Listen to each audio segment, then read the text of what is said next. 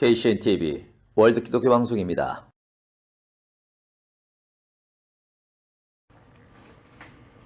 할렐루야, 여러분 안녕하십니까? 오늘도 가정예배 두 번째 하나님의 말씀 듣는 시간입니다. 오늘 우리에게 주신 하나님의 말씀은요, 이사야 48장 17절로 19절 말씀입니다. 너희의 구속자시오 이스라엘의 거룩하신 이신 여호와께서 이르시되 나는 네게 유익하도록 가르치고 너를 마땅히 행할 길로 인도하는 너희 하나님 여호와라. 네가 나의 명령에 주의하였더라면 네 평강이 강과 같았겠고 네 공의가 바다 물결 같았을 것이며 네 자손이 모래 같았겠고 내 몸의 소생이 모래알 같아서 그의 이름이 내 앞에서 끊어지지 아니하겠고 없어지지 아니하였으리라 하셨느니라. 아멘. 오늘은 네가 나의 명령에 주의하였더라면 이런 말씀 제목으로 함께 은혜 나누기를 원합니다. 햇볕 같은 이야기란 그 사이트에 실린 이야기를 잠시 나누고자 합니다. 데이비드 리빙스턴은 원래 중국 선교를 준비했었습니다. 그러나 애초의 계획과는 전혀 다르게 중국에 선교를 갈 수 있는 길이 막혔고 대신 아프리카로 가는 길이 열렸습니다. 자신이 원했던 지역의 선교가 좌절되자 리빙스턴은 주님 왜 저를 생각지도 못한 곳으로 보내십니까? 라면서 하나님을 원망했다고 그래요. 그러나 하나님께서는 아프리카에서 리빙스턴의 의술을 통해서 많은 사람의 영과 육의 생명을 살리는 그 일을 감당케 하셨고 또한 선교의 영역을 크게 확장시킨 것을 알 수가 있습니다. 그뿐만 아니라 알렉산더 메이케이 역시 마찬가지였죠. 그런 아프리카의 마디가스카르로 선교를 가기 원했습니다.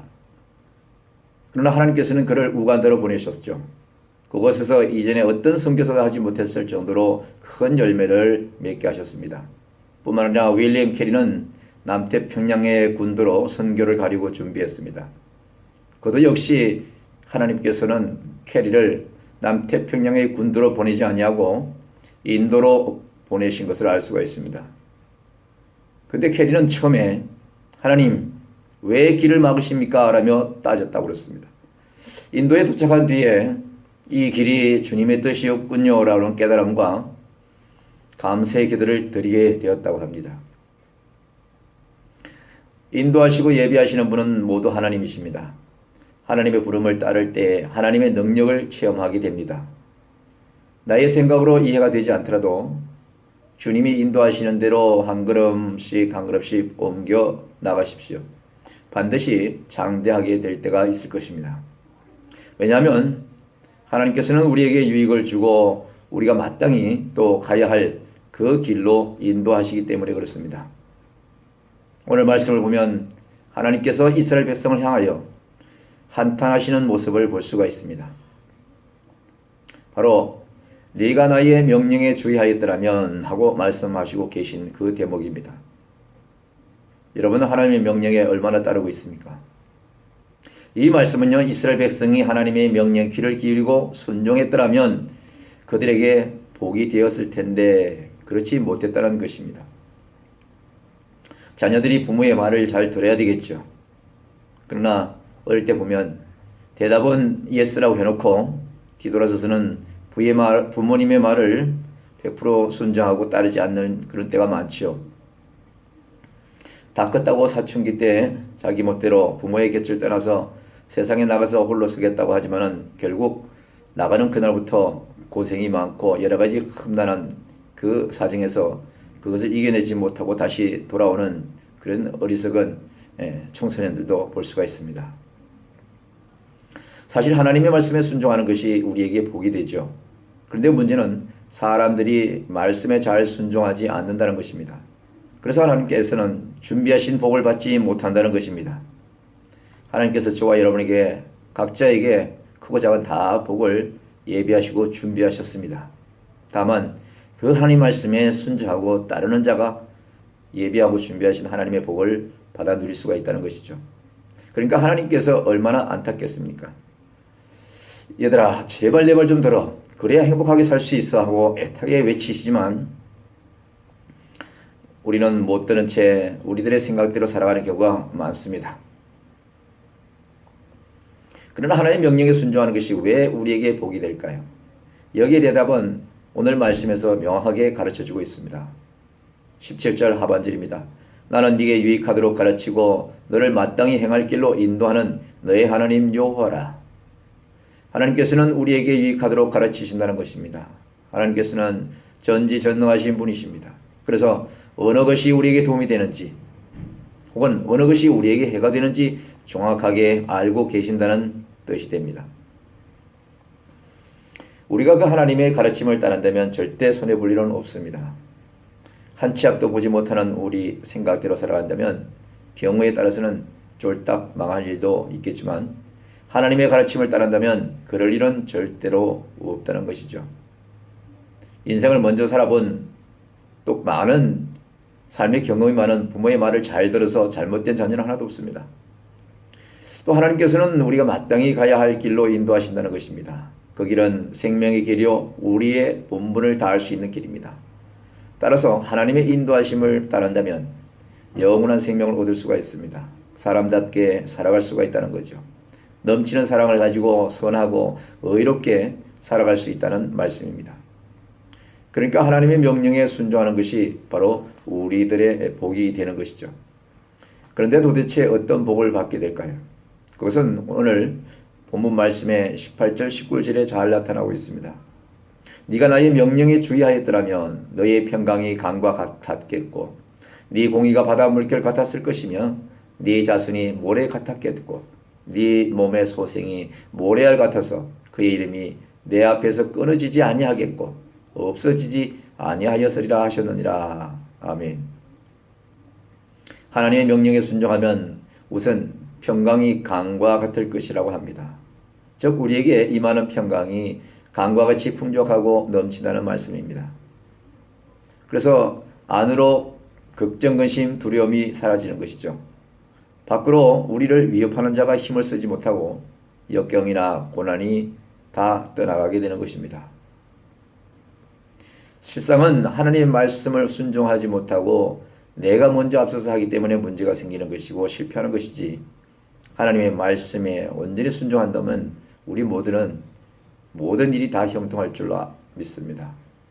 이것이 바로 하나님의 명령에 순종할 때에 주님께서 우리에게 주시는 평강입니다. 주님만이 주실 수 있는 참된 평강이죠. 물론 하나님의 말씀을 실천하며 믿음으로 살아가는 사람에게도 걱정, 근심, 두려움이 있을 수도 있고 또 역경이나 고난이 찾아올 수도 있습니다. 하지만 주님께서 주시는 평강이 워낙 넓고도 워낙 고난을 덮고도 남지요. 살아가다 보면 또 내일을 염려하지 않을 수가 없지만 내일 어떠한 일이 일어날지 모릅니다. 그래서 우리에게는 항상 걱정, 근심, 두려움이나 역경, 이 고난들이 생기지만 예수 그리스도의 이름으로 또 성령님을 의지하는 그 믿음으로 그 모든 것을 우리가 이기고 승리할 수가 있다는 것입니다. 그래서 늘 평안함 속에서 주님만을 바라보면서 살아갈 수 있게 되는 것이죠.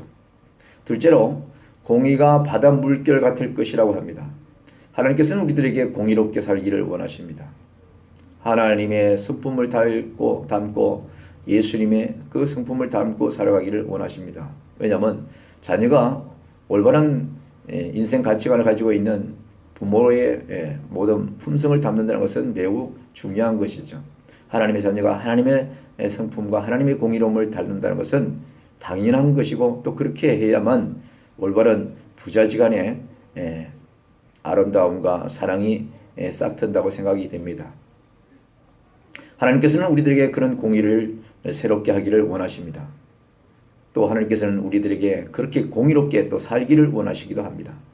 우리에게 의로운 삶을 요구하시는 말씀입니다. 만약 우리가 이 요구를 못 본 척하거나 못 들은 척 한다면 어떻게 될까요? 바로 하나님의 진노를 살 수가 있습니다. 옛날에 그런 말이 있죠. 귀여운 자식일수록 매로 키우라고. 하나님께서 정말로 사랑하시고 특별히 애지중지 않는 그런 성도는 하나님의 공의에서 벗어난다든지 하나님의 말씀을 순종 안 한다든지 할 때에는 바로 하나님의 진노의 모형들이 여러 가지 나타날 수가 있죠. 천국과 가는 길도 가시밭길이 될 수가 있습니다. 하나님 나라는 의로운 사람이 갈 수 있기 때문입니다. 하지만 하나님께서는 하시는 말씀을 충실히 따르면, 하나님께서 하시는 말씀을 충실히 따른다면 바다같이 공의가 넘치는 삶을 살 수가 있겠죠. 왜냐하면 하나님께서는 공의의 하나님이시기 때문에 그렇습니다. 그래서 우리는 그 공의의 하나님의 말씀대로 살 수 있도록 우리는 기도할 수밖에 없고 성령님을 의지할 수밖에 없는 것입니다. 내 혼자는 도저히 그 길을 갈 수 없고 그 공의의 사람이 될 수가 없습니다. 그래서 저와 여러분과 함께 하시는 성령님의 그 힘을 의지하여서 바로 주님의 이름으로 모든 것에서 승리할 수 있도록 우리가 늘 간구해야 되는 삶을 살아야 된다는 것입니다. 그래서 하나님의 말씀을 하나하나 의롭지 않은 것이 없기 때문에 우리가 잘 생각해 보면서 또 살아야 될 줄 압니다. 어쨌든 우리가 하나님 명령대로 공의로운 모습으로 살아갈 때 하나님께서 기뻐하시면 물론이고 천국을 향하여 힘찬 발걸음을 내딛는 것이라고 할 수가 있습니다. 마지막으로 하나님의 명령에 순종하면 자손이 번성하는 복을 받습니다. 요즘에는 자식에 큰 애착을 가지지 않는 사람들도 들어있습니다만은 옛날에는 자식을 하나님의 축복으로 여겼고 하나의 농사의 일부로 생각했습니다. 그래서 자식들이 잘 된 집을 보고 자식 농사가 잘 됐다라고 그렇게 말들을 하죠. 그것은 부모의 말씀과 부모의 충고대로 부모를 또 공경하면 그렇게 살아온 그 결과물을 그렇게 얘기하기도 합니다. 그래서 자식이 많고 후손이 번성하는 것은 더할 나위 없는 큰 축복이 되는 것이죠. 거기다가 후손이 많고 끊임없이 이어짐으로 그 이름이 하나님 앞에서 끊어지지 않습니다. 만약 후손이 사라진다면 그 이름을 후세에 잊지 못하는 안타까운 상황이 발생할 수도 있습니다. 하지만 하나님의 말씀에 순종하면 그런 일이 일어날 걱정은 하지 않아도 될 것입니다. 사랑하는 성도 여러분, 또 우리 월드 기독교 방송 가족 여러분, 우리는 하나님 명령을 주의 있게 듣고 따라야 합니다. 주님께서는 이렇게 말씀하셨습니다. 예수께서 이르시되 오히려 하나님의 말씀을 듣고 지키는 자가 복이 있느니라 하시니라. 그러니까 하나님의 뜻대로 말씀대로 사는 사람이 즉 복 있는 사람이고 복된 삶을 살고 있다라는 증거가 되는 거죠. 사랑하는 여러분, 하나님께서는요 당신의 명령에 순종하는 사람들을 위해서 많은 복을 준비해 두셨습니다. 우리 하나님께서 저와 여러분에게 복 주실 것이 이미 다 동일한 것이 아니고 예비된 것인데 이미 준비한 것이 많으신데 우리가 그분의 명령에 순종하지 못해서 못 받는다는 이런 안타까움과 또 회개가 있어야 될 줄로 믿습니다. 그런데 우리가 하나님의 명령에 따르지 않으면 그 복들이 우리와는 상관이 없어지는 것이죠. 여러분, 남의 자식이 아무리 잘한다고 해서 내 재산을 물려주는 사람이 있습니까? 그렇지 않습니다. 내 자식이 올바르게 다시 성장하고 내 자식이 정말 모든 인생 철학이 바로 섰을 때, 또 잘못을 뉘우쳤을 때 올바르게 가기를 작정하고 그런 모습이 보일 때 부모는 다시 자녀에게 주고자 하는 모든 것을 물려주기를 원하고 있죠. 그와 마찬가지로 우리 하나님께서도 우리 모두가 하나님 명령에 따른다면, 그의 말씀에 복종한다면 하나님은 우리와 특별한 관계지 않습니까? 우리의 구원자시고 우리의 영적 아버지시므로 우리가 받아야 할 그 복들을 누려서 살 수가 있다는 것입니다. 그렇다면 하나님께서는 얼마나 마음이 아프실까요? 우리가 하나님 명령을 따르지 않으면, 자녀들이 부모의 말씀에 거부하고 거역하고 반항한다면 부모의 마음이 아픈 것처럼 신자들이, 성도들이 하나님의 말씀을 따르지 않는다면 하나님께서는 마음이 엄청 아프실 것입니다. 또 우리를 보고 날마다 탄식하고 계실 수도 있습니다. 그렇기 때문에 우리는 결코 네가 나의 명령에 주의하더라면 하는 이런 하나님의 탄식을 듣는 일이 없었으면 좋겠다는 말씀을 드리고 싶습니다. 다시 한번 말씀드립니다. 사랑하는 월드기독교 방송 가족 여러분, 또 우리 소망교회 성도 여러분, 네가 나의 명령에 주의하였더라면 하는 이런 하나님의 탄식을 듣는 일이 절대 없도록 오늘도 말씀 부여잡고 믿음으로 기도로 승리하기를 주님의 이름으로 축원합니다. 감사합니다. 오늘은 여기까지입니다.